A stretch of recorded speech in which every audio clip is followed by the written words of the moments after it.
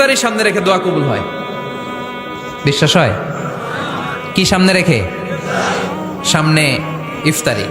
বসে থাকে আমরা তৃষ্ণায় সারাটা দিন, ছাতি ফেটে যায়।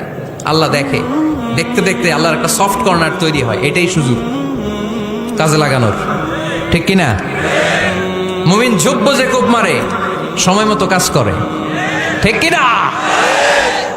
আল্লাহ তখন ফেরেশতাদেরকে জিজ্ঞেস করে, এই ঘটনা কি? খায় না যে? খায় না কেন? আল্লাহ রোজা রাখছে। এগুলো কি? রোয়াবজা, পেঁয়াজ, আলুর চপ, বেগুনি, মুরগির রান খায় না। খায় না কেন? ওরা যে ক্ষুধার্ত, আল্লাহ আপনার ভয়ে। তাই কি চায়? আল্লাহ আপনার কাছে ক্ষমা চায়। ক্ষমা চায়, আল্লাহ রহমতের দরিয়ায় জোশ খেলে যায়।